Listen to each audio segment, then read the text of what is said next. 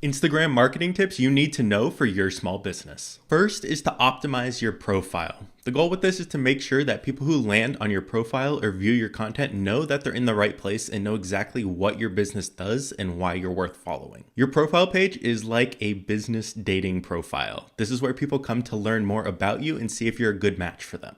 Your name and title should show who you are and what you do. Your bio should give a little more insight to what your business does and why you're worth following.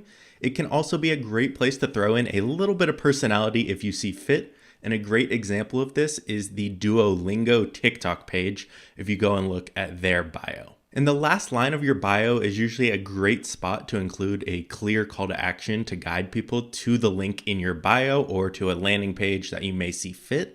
And another part of optimizing your profile is making sure that your profile picture is high quality and actually relevant to your brand. Tip number 2 is to define and understand your audience. Defining your audience is an important part of your overall branding and marketing strategy, and it's important to know the specific part of your audience that uses Instagram. So what segment of your audience is that? How are they consuming content? How do they talk? What times do they hang out and look at Instagram content? And what kind of content do they respond to? Most businesses will already know their ideal customers' info, their age, their demographics, etc. And if you already have an Instagram page, you can look at your audience insight. This is in the analytics section of Instagram, and you can pull things and see what your audience is like on Instagram. You can see things like their age, their gender, location, what days and times they're most active. And you can utilize these to make sure that your content is reaching your target audience. And one great way to utilize these is looking at the data for the most active times for your audience, and you can see when you should be posting around then. Defining and understanding your audience will let you choose the type of content that speaks the most to them and hopefully bring in the most amount of relevant followers. The next tip is to create a brand voice and personality. Your brand voice is just the personality of your brand. This includes your tone, your word choice, images, and emotions you inject into your brand. Your brand voice needs to be consistent across all of your content.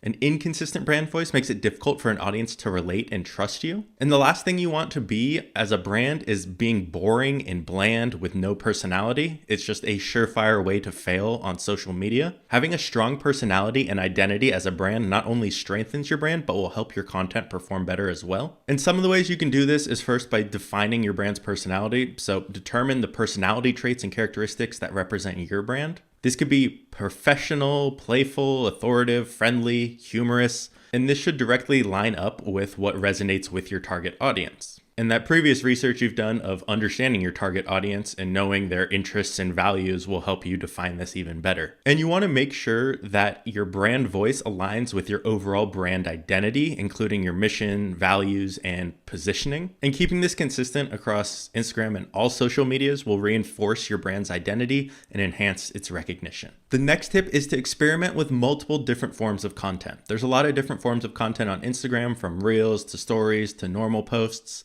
But one thing everyone should be using is Instagram Reels. Reels are a type of Instagram post that don't necessarily live on your main profile grid, but can be added if you desire. And Reels are the most popular form of content right now on Instagram. And you can see this, Reels are pretty much just that short form video content in vertical.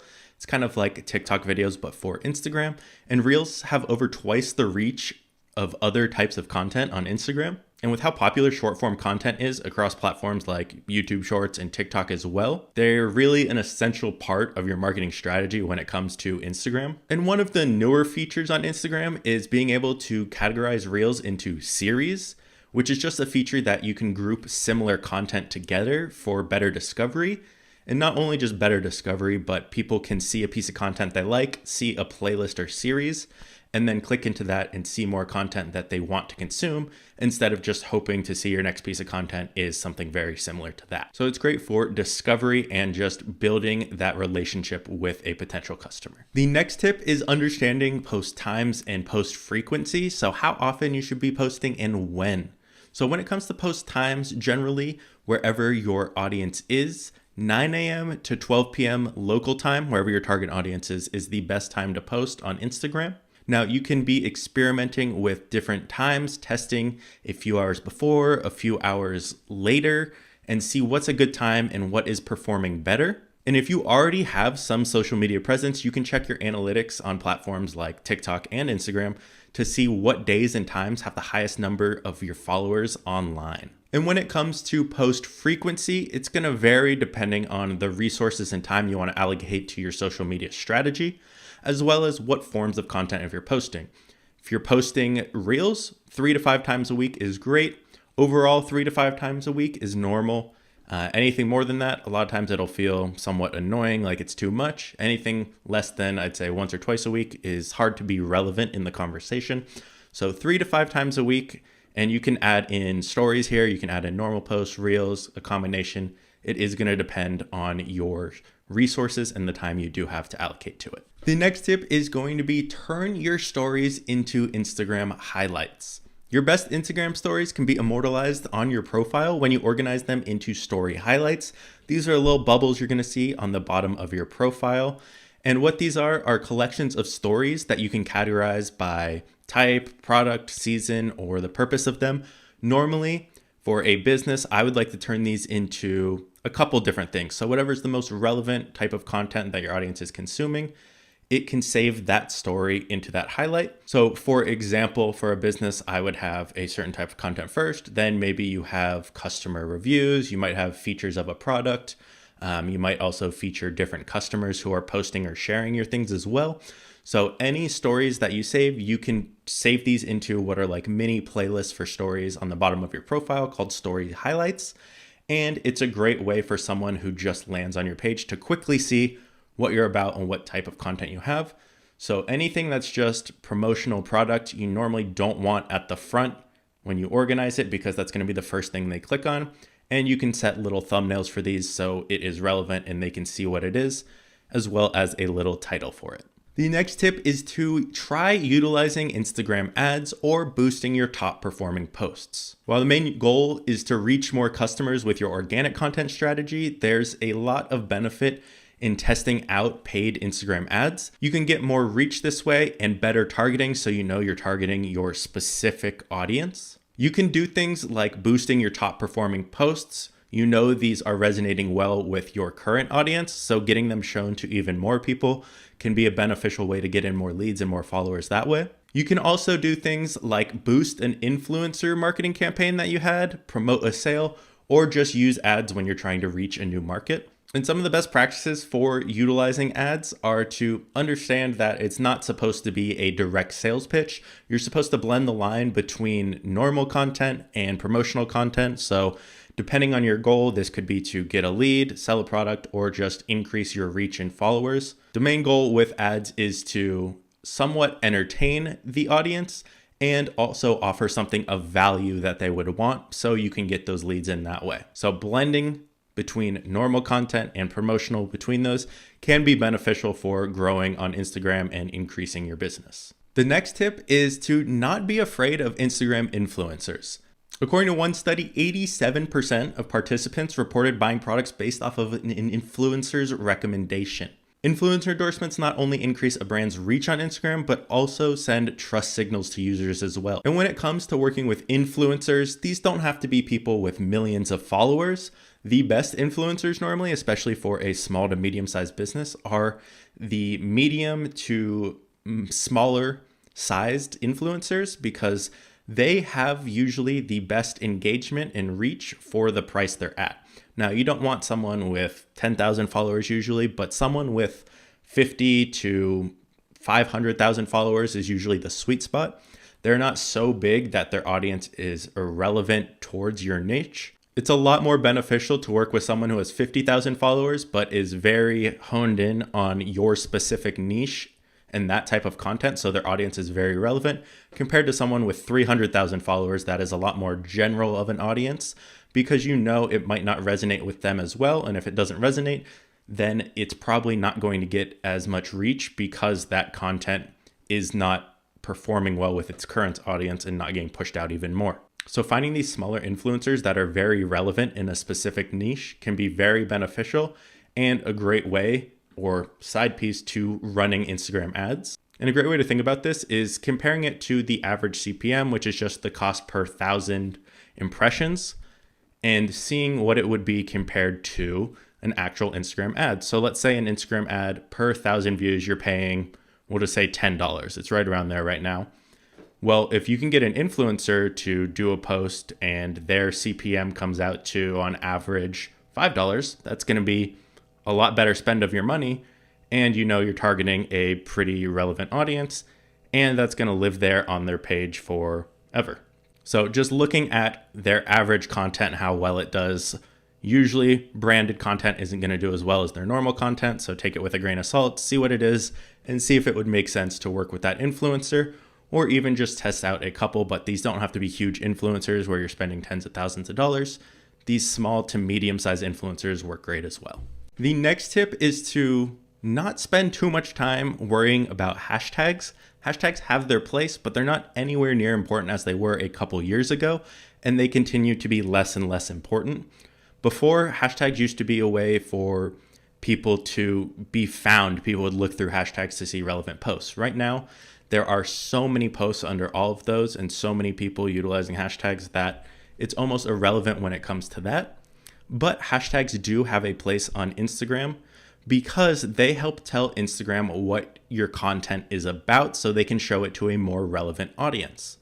So if I'm posting something about, let's say, fitness, and I'm using hashtags about movies and Halloween, it's probably not going to perform as well because it might think that some of my content is about those things as well. So using relevant hashtags can be very beneficial for helping classify your content and show it to the correct audience. That's just one factor in many when it comes to Instagram showing your content to who they think would enjoy it. And if they are showing it to more of your target audience who are more likely to engage with it, it's going to perform better and snowball from there.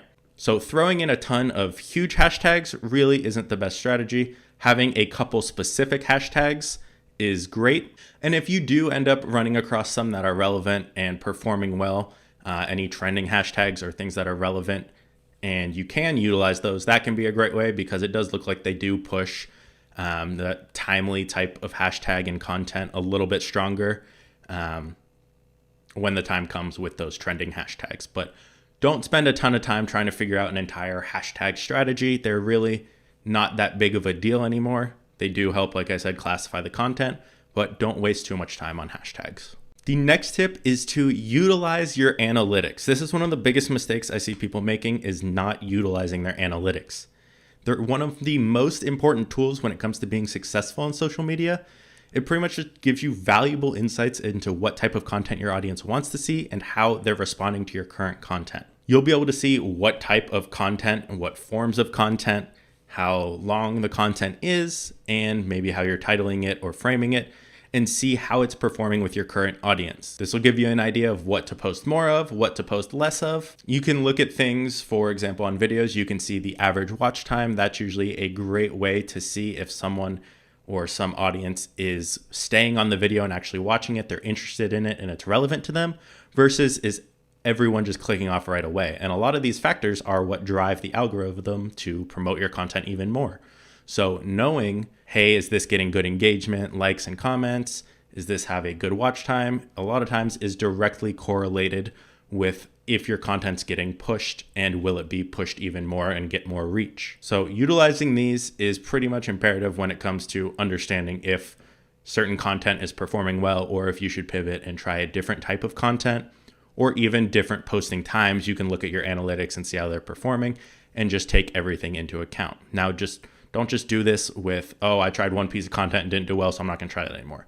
Usually you have to test the same type of content 3 or 4 times. I'm not saying the exact same piece, but the same kind of style or category. Give it multiple tries at different times, different days, and slight different twists and see what resonates with your audience. And the final tip and the most basic is be consistent. This is something that can take time. You're not just going to get 100,000 followers overnight.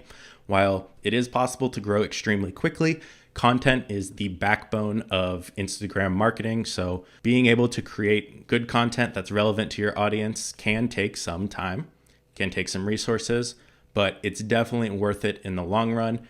And don't be afraid to test different things, try them, and then optimize where you see fit.